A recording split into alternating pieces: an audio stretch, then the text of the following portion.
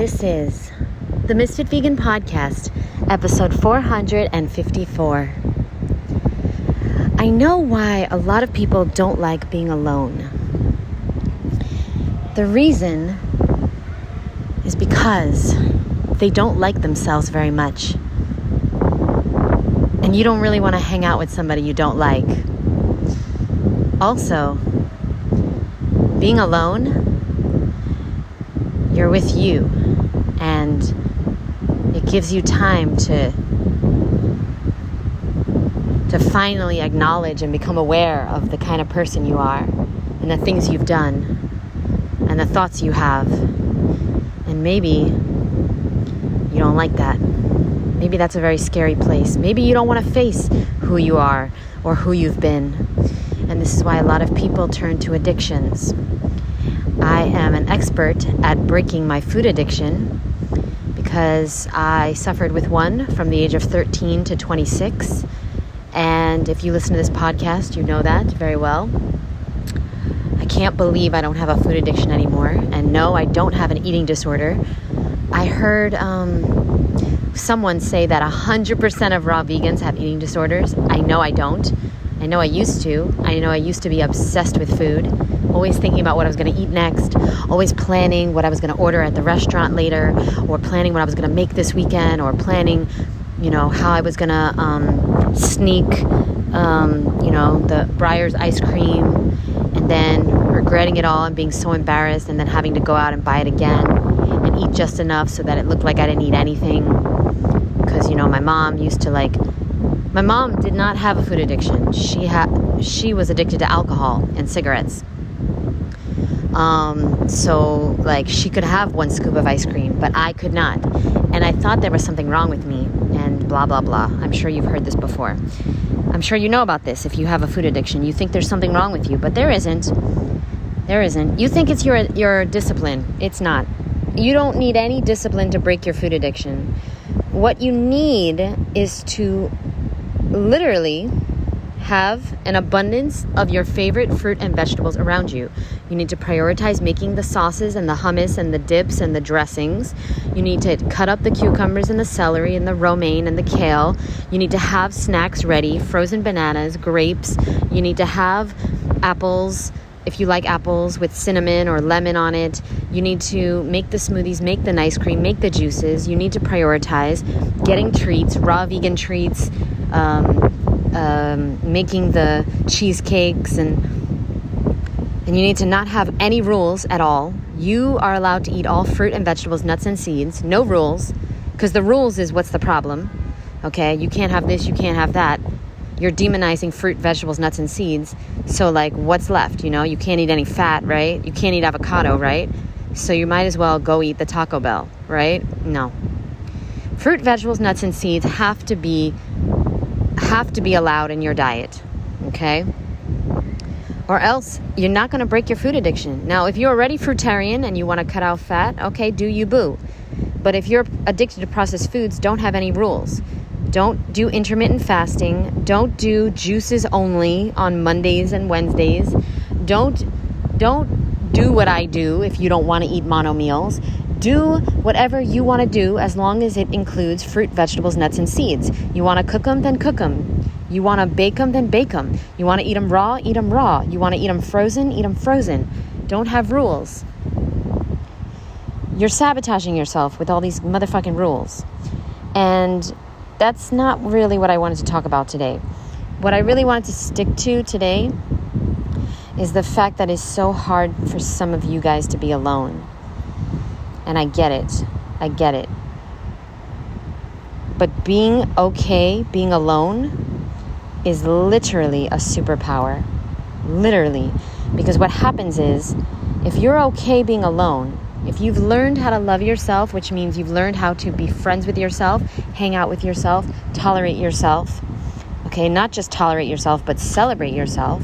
If you learn how to do that, if you learn how to take care of yourself, work hard for yourself, push yourself to do the things you want to do, and prioritize your health, make the juice, make the smoothies, If you've learned how to do that, and if you learn how to do that, which you can learn just by doing it, just by practicing, getting through the hard times and being alone and being okay with your thoughts, journaling them out, talking them out to yourself, or like right now, I'm talking to myself, y'all. I'm sitting on a bench next to the ocean talking to myself, and that's okay.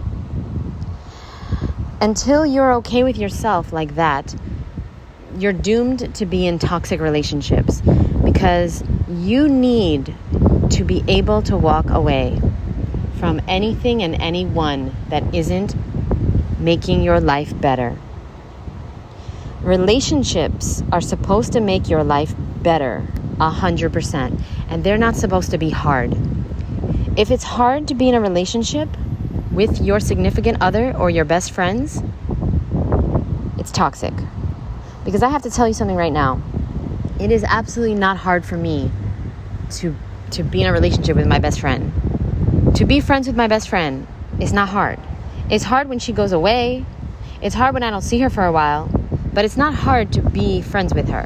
You understand what I'm saying? If it's hard to be in a relationship with your boyfriend or girlfriend or partner or whatever, let me tell you right now, that's a toxic relationship and you need to get out. But if you don't like yourself very much, it's going to be very hard for you to be alone, and you're probably not going to walk away until you find a replacement. You got to get alone, and you got to be okay with that, and you got to stop doing the things that make you hate yourself. You got to stop doing the things that make you hate yourself.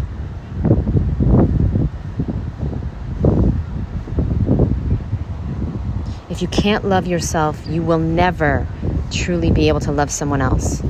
Stop being mean to yourself. Stop making fun of yourself. Stop making jokes. They're not funny. They're not funny. Jokes about yourself are not funny. I say this a lot because I used to joke about myself. I used to have a lot of self-deprecating humor, and people were laughing and stuff, but it wasn't funny. It wasn't funny. I deserve love and respect, and so do you. And finally, I wanted to say that, sometimes the ups and downs of the journey is the most important part. All right? So right now, I had to cancel 2 interviews. I had to cancel my workout that I do with my Misfit Mondays members. Okay, I'm really upset about that because I'm leaving tomorrow for Ohio, and I wanted to do a workout Monday, Wednesday, and Friday. And I woke up this morning with no electricity. And I haven't had AC in 2 weeks. My landlord's on it. He's really upset. He's an amazing guy. He's waiting for the city to approve a permit so he can work on the roof, on the compressor or something. Or the condenser. I don't know. One of the ERs. And then we woke up this morning with no power. And I was like, huh. So no AC and no fan. So I'm sitting on a bench enjoying the beautiful cool breeze, upset that I had to cancel my workout. But you know what happened? So I woke up, I had no AC, I had no electricity, and my roommate's really frustrated, obviously. She went to work, and I was like, you know what? Let me drive her to work, and then let me go to yoga, okay? Because what the fuck am I going to do here? It's so hot in the house. So I went to yoga, and then I didn't want to go. I was tired, but what am I going to do? Stay home. I pushed myself. I went to yoga. I went to the beach, had such a nice time at the beach. Now I'm sitting on the bench, and I'm recording. And, I went to the library, too, to get a library card. Oh, yeah. After yoga, I went to the library around the corner, which I've been here 3 years. I have never gone to, but I was like, you know what? I'm hot. Let me go get some AC. Let me get some free AC. So I went in. I got a library card, y'all. Come on. And now I'm going to go home. I'm going to shower real quick, get the hell out of there, and I'm going to do all the things that I need to do. I have so much I need to do before I leave, right? And I'm actually going to go get my nails done. I'm not getting any polish. I'm just getting a manicure and pedicure with 0 polish, not even clear polish. I just want them to shape my nails, give me a manicure. I decided I'm not getting polish because it's toxic, and fuck that. Fuck that. If I want polish, I'll get polish, but I'm not doing it. I'm going to have clean, beautiful nails. and they're mine, and they're not going to have any nail polish on them, and that's okay. I am enough. And, every time I go to an event or something, I love to do my nails, but I realize that it's not something I want on my body. It's so toxic. If you want it and you're okay with it, that's fine. I just don't want it right now. And that's my choice, okay? I'm not telling you what to do. So now, finally, the way that I'm looking at the situation is that, wow, I could have stayed home, worked, done my interviews, worked on the computer, worked on my book, worked on Zoom, just like doing everything that I need to do for work. Or I could do everything I need to do in order to leave tomorrow and not be stressed, okay? Like get my nails done today, like go get coconut water, because of course before you fly, 3 days before you fly, you always, always, always want to be extremely hydrated, because that's why people get sick on a plane. Okay, a lot of people, when they fly, they're dehydrated and they're breathing in toxic air. So 3 days before I fly, I always have extra juice. I make extra green juice, extra celery juice, extra coconut water, extremely hydrated. I'm always hydrated, but I'm extra hydrated before I go on a plane, all right? Because I never want to get sick while traveling. And it is very dehydrating and it's very toxic being in the air, right? So that's what I'm going to do, and I have a whole list of things I need to do. I have to print something out, actually, too. I have to go to the post office, blah, blah, blah. I have all these things, so I'm really grateful. I'm going to spend the day doing the errands that I need to get done. I have to return something before I leave, all right? And, yeah, you got to see the opportunity. You got to see the positive in the failures, in the negative, right? You know how you're always taking positive things and making them negative, right? Like you'll meet a nice guy and you'll be like, oh, no. He's so nice. He's gay. He's probably gay. Like this is how we talk, women. Or like we'll meet someone or we'll get something and we'll just find a way to turn it into a negative. Well, I want to challenge you to take negatives instead and turn them into positive. Since you know you have the skill set of turning a positive into a negative, I want you to turn a negative into a positive. So how can it be positive that I have no AC and no electricity? Okay, well, it's pushing me to be outside and get all the things done that I need to get done. Okay, and yes, my phone is dying because I could not charge my phone, obviously. But guess what? I'm going to charge it in the car. I need you to see the positive. I need you to see the positive. It's all about your perspective. There's nothing that ruins a life more than being negative. Trust me. My mom, bless her soul, rest in peace to Christina, but she was extremely negative her whole life. And what happened, y'all? She lived a very, very negative life. I helped her as much as possible. But the sad truth is that she died alone and poor in a shitty ass apartment in Brooklyn, New York, in the hood of Brooklyn, New York. And I was trying and I was saving and I was trying very much to get her out of the hood and bring her down here to Florida with me. But the truth is that like I don't have it like that yet. I will one day when I have my franchise of fast food restaurants, but right now I don't have it like that. So yes, I was paying her rent and I was helping her out, but she was back in Brooklyn and I left her, and I can't feel bad about it because after 35 years of living with my mom and my sister, I had to finally break free and move out on my own, and I don't feel bad about it. I do feel sad that she had to die alone and she was miserable and angry and negative and complaining her whole entire life. Of course, yes, she died way before her time, and it's really sad what happened.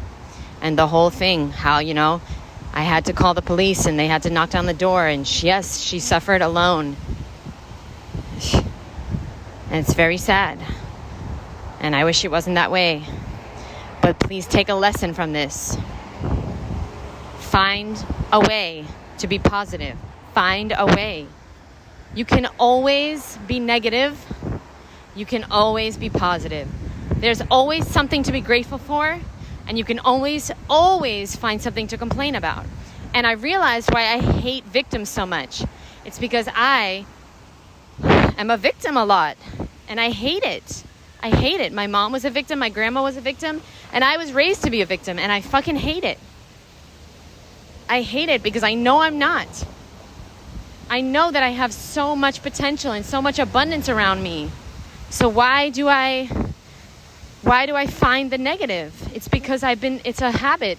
I've been trained to do that, and that's not my fault, but the truth is that I got to take my power back, and so do you. And I'm sorry about this sound. My headphones broke, but guess what? I ordered new ones. So anyway, that's the podcast for today. Sorry about all this background noise. I love you, and I thank you so much for listening. And find a way today to find the positive in the negative. What lesson can you get out of failing? What positive could possibly come out of what happened to you that is negative? What could you possibly gain from the failure? I want you to think about this. Bye, my boo.